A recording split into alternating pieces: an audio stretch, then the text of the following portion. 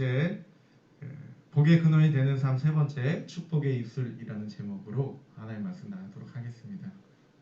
참 다행히 지금 아들이 나갔는데 아들 얘기하려고 그랬습니다. 얼마 전 일입니다. 둘째 아들이 제가 앉아서 일을 하고 있는데 제 뒤로 왔습니다. 그러더니 이렇게 말합니다. 아빠 머리 뒤쪽은 머리카락이 많지 않네? 이렇게 얘기를 합니다. 저는 이미 머리 관련해서 많은 면역이 되어 있는 사람입니다만 아들에게 팩트를 들으니까 약간 멘탈이 흔들렸습니다. 저는 말했습니다. 아빠도 이전에는 이렇게 적지 않았어. 그러자 둘째 아들이 저한테 이렇게 말합니다. 아빠, 그런데 나는 지금 이 머리가 보기 좋아. 이렇게 얘기를 하더라고요. 지금 이 모습이 보기 좋다고 얘기를 해주는데 갑자기 얼마나 힘이 나는지 모릅니다. 시간이 지나도 계속해서 그 말이 마음속에 남는 거예요. 그래서 힘을 얻게 되더라고요. 다시는 깨닫게 되는 시간이었습니다. 말 한마디에 힘이 있구나라는 것을 깨닫게 되었습니다. 그렇습니다.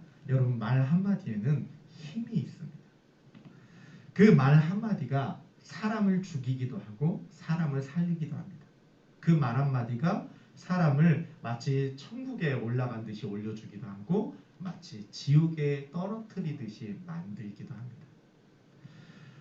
특별히 성경은요, 이 말 한마디에 힘이 있다는 걸 누구보다 잘 알고 있습니다. 성경의 관점은 이렇습니다. 말은 곧 사건이라는 것입니다. 히브리어 다바르라는 단어가 있습니다. 이 다바르라는 단어는 말이라는 뜻을 가지고 있습니다. 하지만 사건이라는 뜻도 가지고 있습니다. 그러니 말이 곧 사건이다라는 것을 성경은 참 잘 알고 있는 것 같습니다. 말이라는 게 얼마나 힘이 있고 영향력이 있는지를 잘 보여주는 게 아닌가 싶습니다.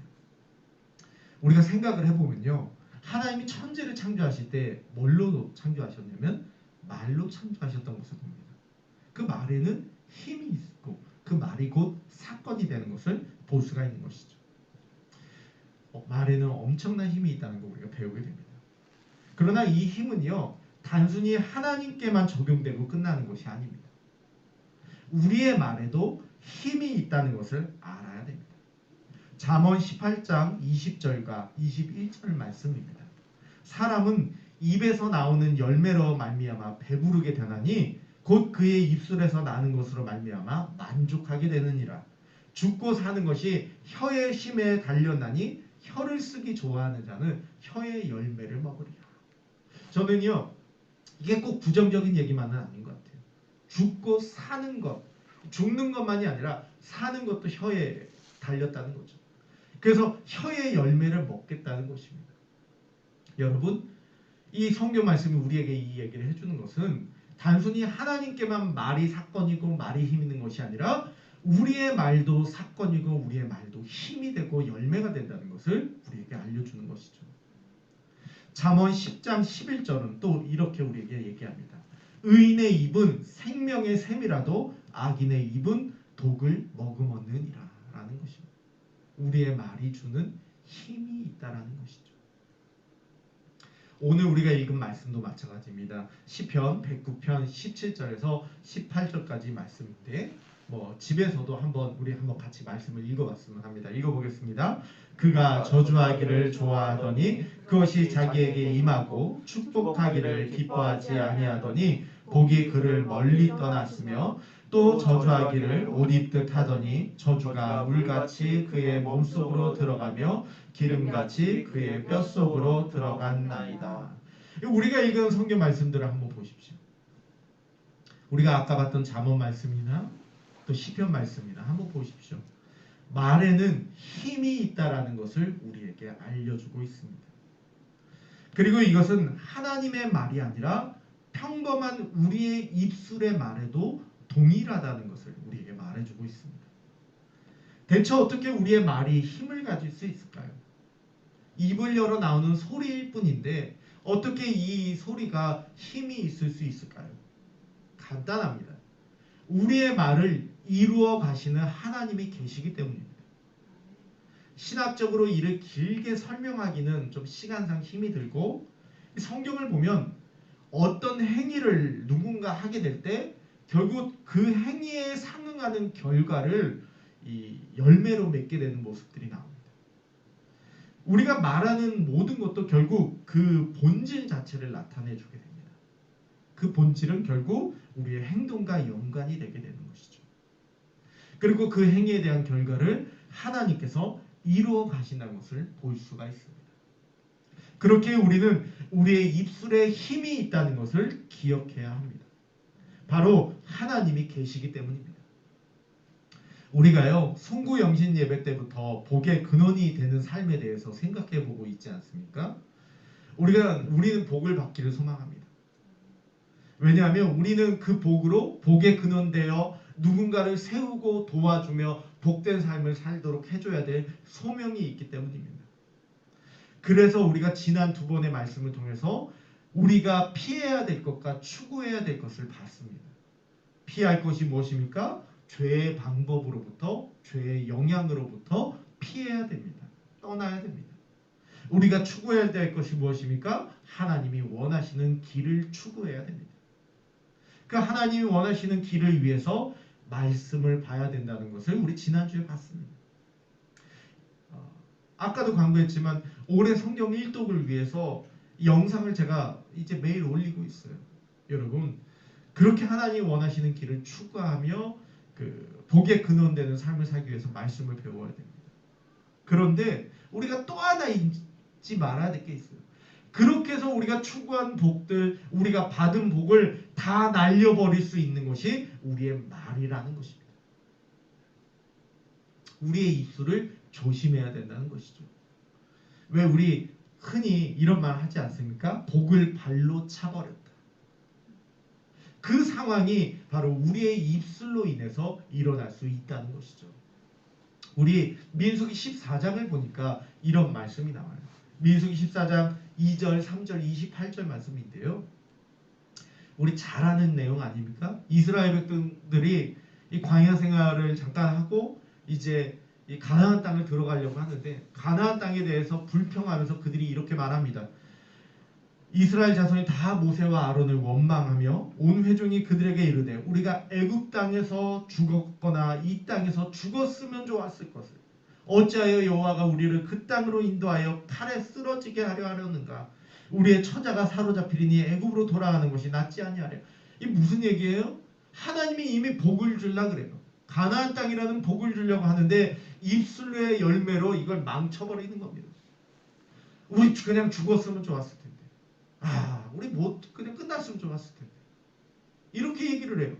그런 말을 들은 하나님이 이렇게 말씀하십니다. 그들에게 이르시되 여호와의 말씀에 내 삶을 두고 맹세하노라. 너희 말이 내 귀에 들린 대로 내가 행하리라.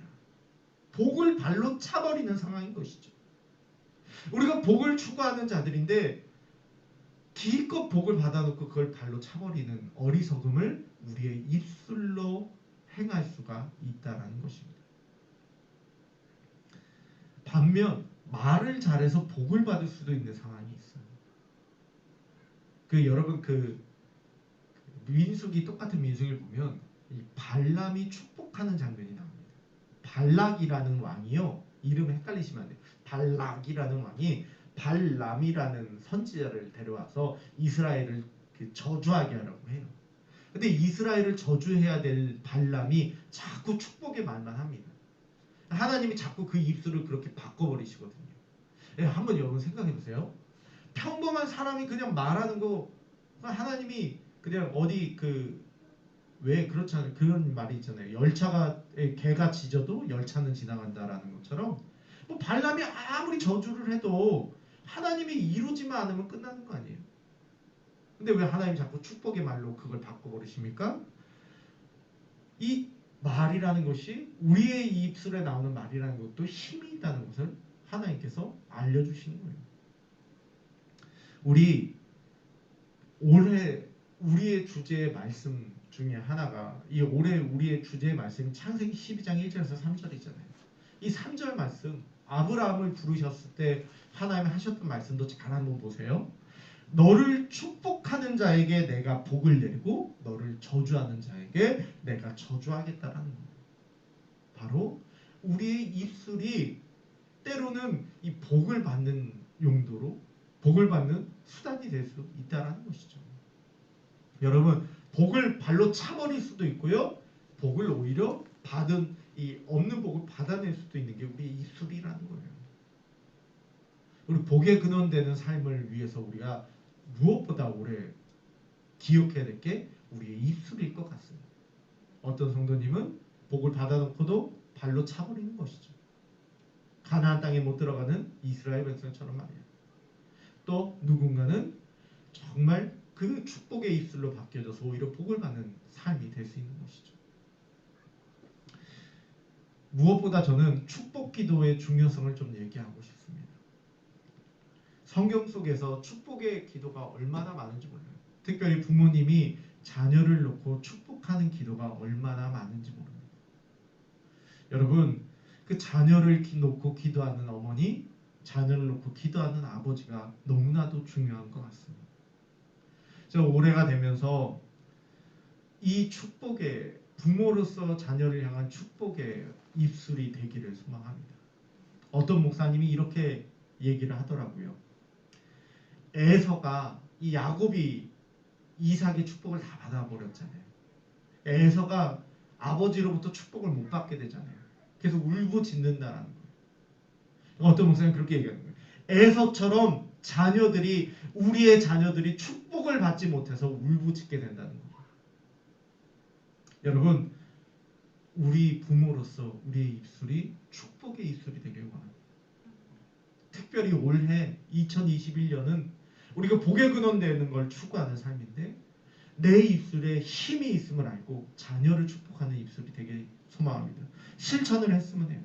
제가 숙제를 하나 드릴게요. 올해 해야 될 숙제를 하나 드리려고 하는데 그렇게 어렵지도 않아요. 일주일에 한 번은 같이 식사를 했으면 좋겠어요. 가족들이. 일주일에 한 번은 가족들끼리 한 집에 살아가는 가족들끼리 같이 식사를 꼭 하면서 다 같이 모여서 식사를 하면서 가장 큰 어른이 자녀를 놓고 축복 기도해줬으면 좋겠어요. 그 식사 자리에서 그 열매가 정말 복의 근원으로서 올해 우리를 풍부하게 채울 줄로 믿습니다. 여러분 쑥스럽고 잘 안 하게 되는데요. 지금 안 하면요. 나중엔 더 못합니다. 저는 또 사실 저희 집도 그거 쑥스러워서 잘 못하겠는데 지난번에 처음 시작을 해봤어요. 너무 좋더라고요. 서로 이렇게 둘러앉아서 서로 손을 이렇게 잡고 서로의 손을 이렇게 맞잡아서 둥글게 잡고 축복 기도를 하는데 너무 좋더라고요. 저는 그래서 오늘 저녁도 그렇게 하려고 해요. 일주일에 한 번은 못해도 일주일에 한 번은 그렇게 하려고 해요. 그렇게 하나님이 우리에게 주신 복을 발로 차지 말고 오히려 복의 열매를 맺을 수 있으면 좋겠습니다. 예전에 한번 했던 예화이기도 한데 다시 한번 좀 하겠습니다. 양해를 구합니다. 어떤 교수님이 자기의 조교에 대해서 이렇게 사람들한테 이야기를 해준 게 있어요. 어느 조교가 되게 이 여성인데 키도 작고 되게 볼품없는 외모를 가지고 있대요. 키도 작고 볼품없는 외모를 가지고 있었는데 참 사람은 진국이더래요. 인간관계를 너무나도 잘할 줄 알고 너무 지혜롭고 항상 마음도 막 따뜻하고 너무 좋은 사람이에요. 그래서 심지어 목사나 전도사들까지도 이 자매에게 자기의 속마음을 터놓으면서 이렇게 고민을 상담할 정도로 믿음이 가는 사람이래요. 참 이 교수님이 이 자매랑 이 조교인 자매랑 우연히 같이 식사를 할 기회를 얻었답니다. 그래서 같이 식사를 할 때 이렇게 물었대요. 어떻게 해서 그렇게 원만하게 잘할 수 있었냐고. 사람이 그렇게 잘 자랄 수 있었냐고 이렇게 물어봤답니다. 그러자 이 조교는 딱 두 마디 때문에 내가 바뀌었다고 얘기해요. 원래 이 조교는요, 강원도 깊은 산골짜기가 고향이었어요. 집이요, 하루 세 끼를 걱정해야 되는 집이었답니다. 하루 세 끼 먹는 걸 걱정하는 집이었대요. 어머니가 5살 때 자신의 동생을 낳고 돌아가셨대요. 그리고 어머니가 죽자 아버지가 재혼을 했는데 이 새엄마를 통해서 동생들이 막 줄줄줄 태어난 거예요. 하루 세 끼 먹는 거 걱정해야 되는 집이 입이 더 늘어난 거예요. 근데 어느 겨울에 아버지가 이 돈이 없으니까 도박을 하게 된 거예요. 그러다가 땅 몇 대기를 다 날려버리고는 이 자책을 하고 아버지가 그냥 자살을 해버렸대요.